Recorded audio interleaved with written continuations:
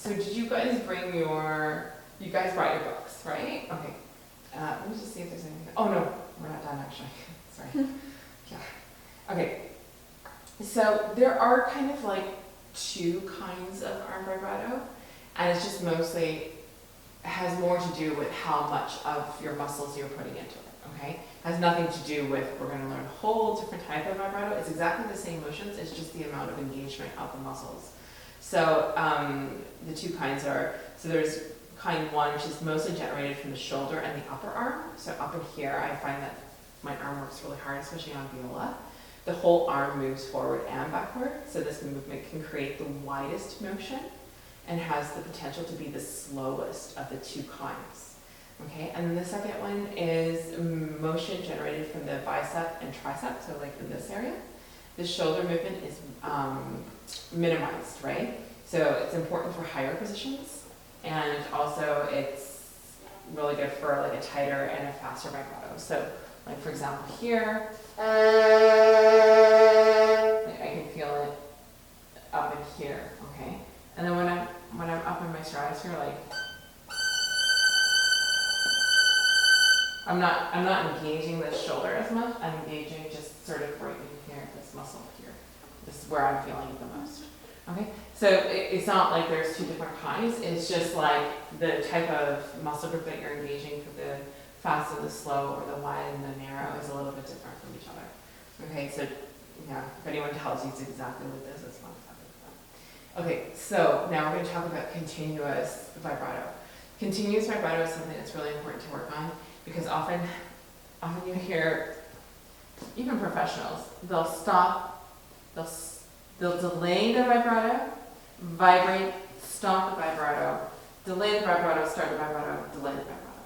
What we want here is to have a continuous sound. So it's really important to work on continuous vibrato. So where you're not stopping the vibrato and you're just working your lower arm, okay? So here, for example, if I did, so slow and continuous is not one that we use a lot of. You're not going to hear like a lot of people doing slow and continuous arm vibrato, simply because it's kind of, yeah, well, I'll show you.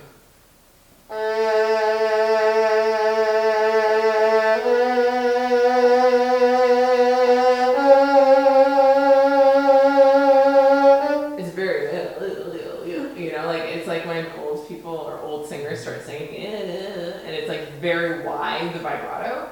That is good for things that are slow, for example, but yeah, I would refrain from using it too often. And then there's the fast and continuous. So it's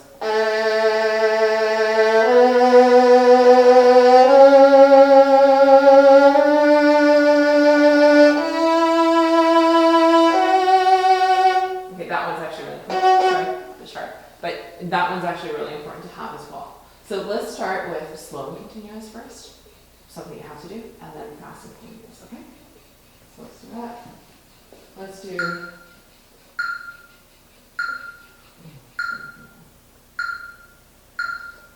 A major scale, 1 octave going up, 2 bows to each note, 4 clicks. So it'll be,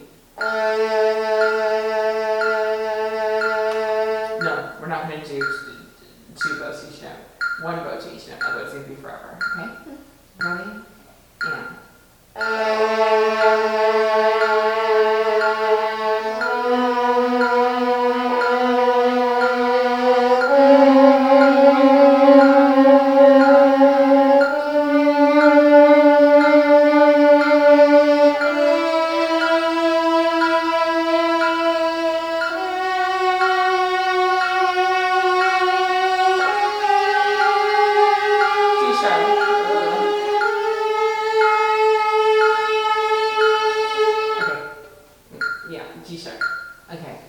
That's slow and continuous.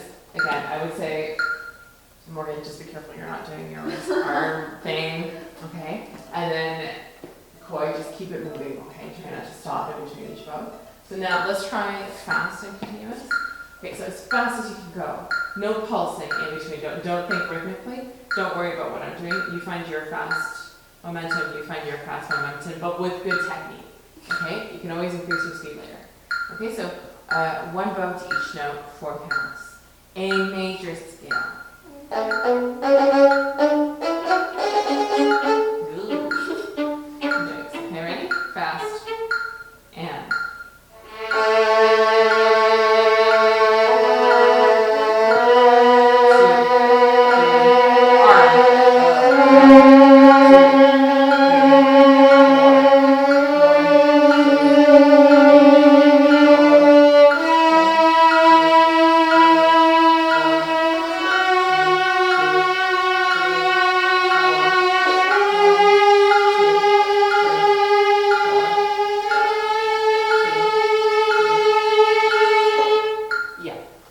How does that feel?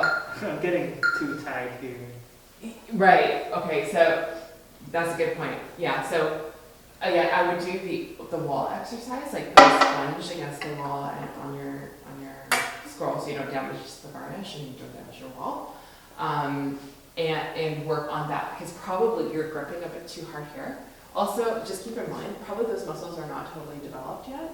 Okay. And then the other thing I noticed, although really good technique for arm vibrato, sometimes this joint doesn't go down far enough, so you don't go flat enough.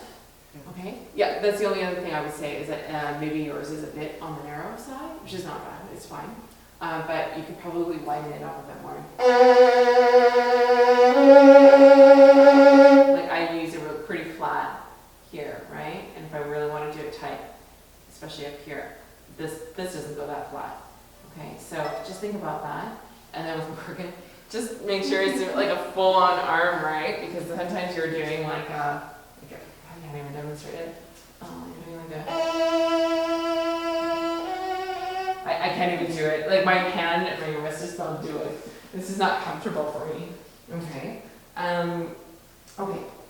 And so basically, you would work on all of these things for this coming week. So you have the swells.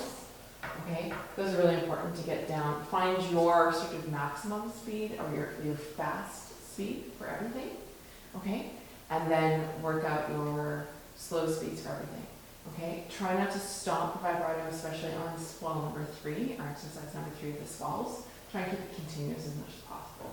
Then do your scales with continuous vibrato slow, and then find what your fast is.